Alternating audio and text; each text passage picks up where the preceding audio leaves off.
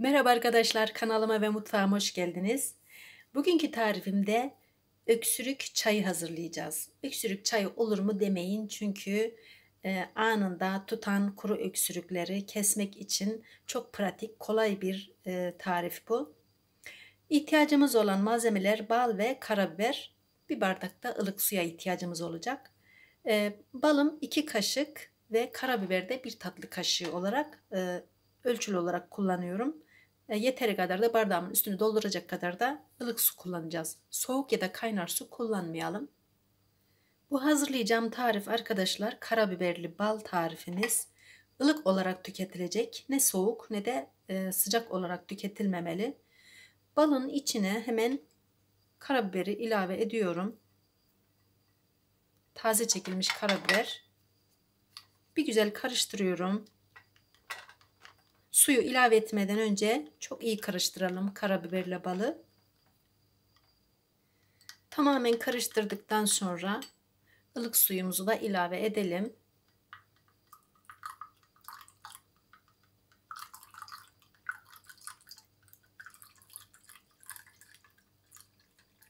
Kullanım şekline de gelince arkadaşlar, akşam yatmadan önce muhakkak bir kaşık tüketilmeli ve sabah aç karnına da bir kaşık tükettiğinizde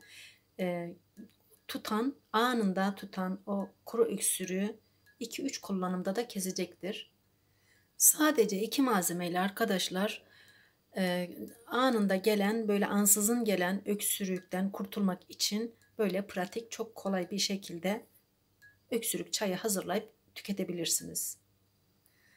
Balı tek başına bile kullandığınızda öksürüğü kesecek ve boğazı yumuşatacak, o kuru öksürükten de kurtulmuş olacaksınız. Kuru öksürüğü aslında arkadaşlar karabiberi ilave etmemin sebebi hızlandıracak, kan dolaşımını hızlandıracak ve balgamı da sökmeye yardımcı olacaktır. Karabiberli öksürük çayımız arkadaşlar ta ki dedelerimizden, atalarımızdan beri süregelen bir tarif aslında bu. Eskiden şurup, doktor, ilaç yoktu. Çok da başvurulmazdı ilaçlara.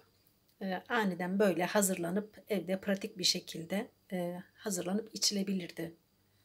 Öksürük çayımızı bitirirken, tüketirken arkadaşlar, eğer ki karabibere karşı alerjiniz varsa ya da mide sorununuz varsa karabiber değil de balı sadece tek başına da kullanarak öksürüğünüzü azaltabilirsiniz.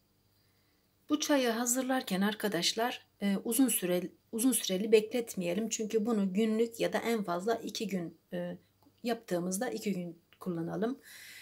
Kullandıktan sonra çünkü soğuyacaktır. Bir sonraki kullanma aşamasına kadar soğuduğundan ılıtarak tekrar ikinci bir kullanıma hazırlayalım. Ne çok soğuk olsun ne de çok sıcak olsun. Sıcağa yakın bir ılık şekli olsun ki öyle tüketelim. Çünkü boğaz ağrılarında, öksürüklerde çok soğuk yiyecek, içecekleri kullanmayalım mümkünse. Çünkü öksürüğü çok artıracaktır soğuk yiyecekler. Bugün de bir tarifimin daha sonuna geldim arkadaşlar. Bir sonraki tariflerimden haberdar olmak isterseniz kanalıma abone olup zil sesini de açmayı unutmayın. Hoşça kalın.